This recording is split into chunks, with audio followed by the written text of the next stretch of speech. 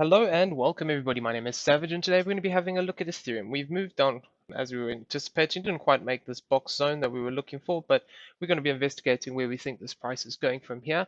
And before we get into that, I'd just like to say thank you for watching this video. If you'd like to show your support, smash that like button if you're enjoying the content. Also subscribe if you haven't subscribed. This is a great way to keep up to date with all the videos we put out, and also hit that bell notification so you don't miss any. Okay, so let's get into the price action here and basically what we were looking at. So yesterday we were looking at a couple of things, and if I quickly just turn this back on here, we were looking at the potential that we have some extensions within these waves.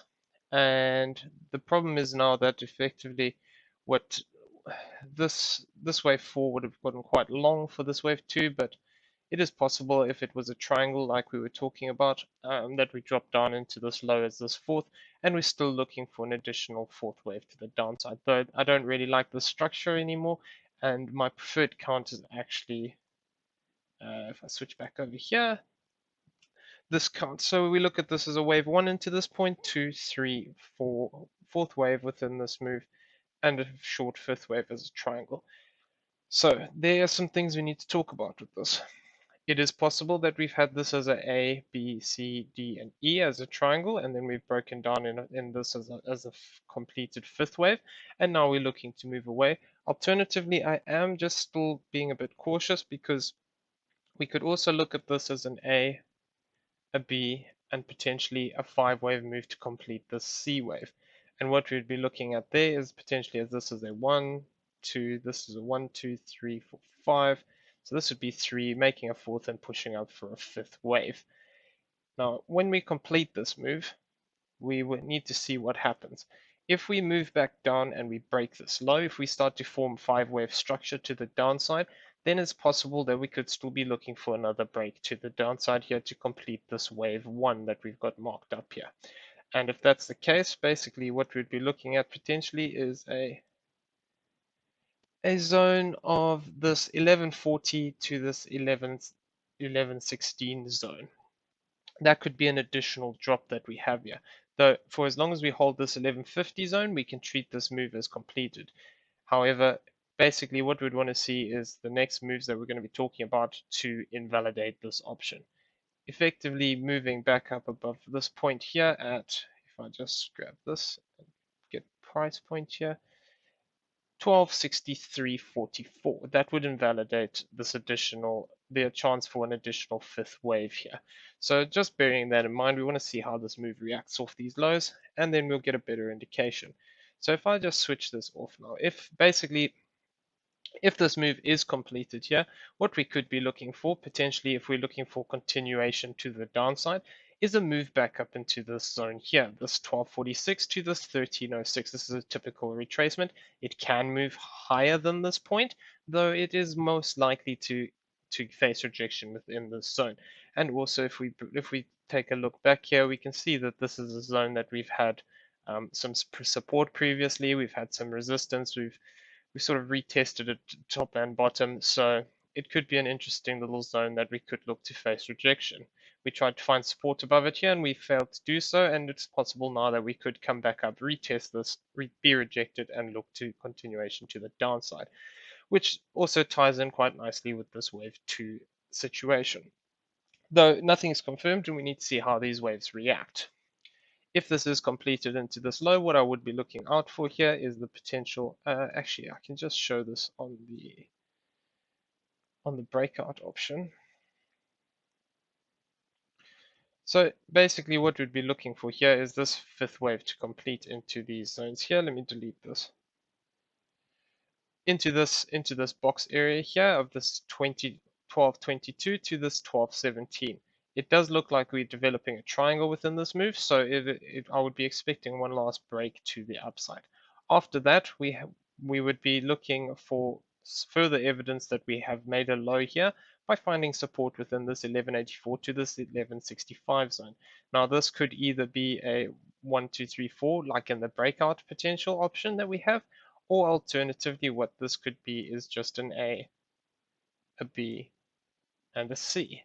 If we come back to the 0.618 retracement, basically this would then look for a 1-to-1 at this 1246, and we could then potentially move down from this point if we're following the other alternative that we're looking for, that wave 2. However, should we move up into this zone and we carry on, it's possible that we could be looking for this white breakout target. And the difference with this is basically this white breakout area, we're looking to target above. Basically, we're looking for this as a W, this is an X, or an A, a B, and then we're looking for either a 5-wave move out of this zone for this Y target, or for this C target, or alternatively, if it's going to be a W, X, or Y, like we've got it depicted here, what we would then be looking for is a 3-wave move to the upside. And basically, what we would then be looking for is something like this to play out, where we would complete this Y wave. However, given the current structure, it's possible this could develop into a 5-wave move. And basically what we'd be looking at for this would be moving up into this box zone here to complete this 5th wave. If there's a little bit of overlap within this, so we could actually count it completed into this high, but it does look like we've got a triangle within this move here. So I am thinking that we've still got this last little push to the upside. But basically we'll be looking for completion into that, looking for a retracement down into this zone here. Staying above this 1150.51 is very important for this option, and basically we would be looking at the if we cross this 1150 area, then basically this impulsive potential from here is invalid. And then what we said before, that A, B, C, and we're looking for that 4th wave drop, would be the most likely option that's happening. For as long as we hold this zone and we find support within this region here, we can see that the 50% kind of lines up with the top of these levels. So it is possible that we could see a move down into this zone, find support, and then look to move away. Though we'll have to give the market time to show its hand. Okay, so with this, we'd be looking for support in here, and then moving up, and confirmation would come by crossing above this 1292, which is the typical 3rd wave area. Then we would be looking for a 4th wave and a 5th wave up into these zones of this 1323 to this 1304. This could tie up quite nicely for the idea, like we talked about quite a while back, of the potential of having a double zigzag. And what we could then see in this situation is actually something like this unfold, where we have this as an A wave, we look for retracement as a B wave, and then we look to push up for C wave. Though we also need to be aware that we could just form this as a 1, 2, and then look for a wave 3 to the upside. Alternatively, this could not even reach this impulsive trigger, and we could look to break to the downside. I'm sort of leaning towards the downside break myself, but we will see how the waves react, and we'll try to keep you up to date. Basically, that's the gist of it. Even if we do have another drop to the downside here, I do see that we'll have a rally coming for a wave 2. So even if I just clear all this off the screen for a second.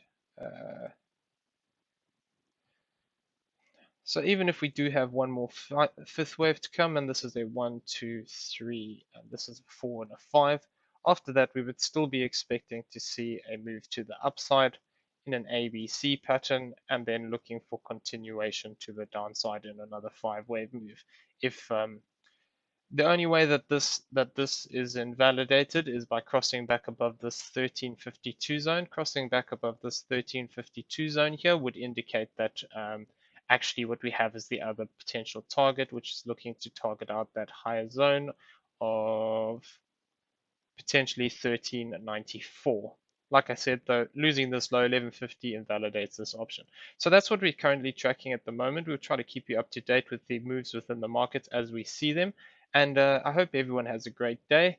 Remember, if you're going to be trading, be safe out there. Use correct risk management. We don't want to see people FOMOing in or not using risk management and over leveraging. BYBIT really is a great exchange. It's the one we use when we're trading. There's a link in the description, affiliate link.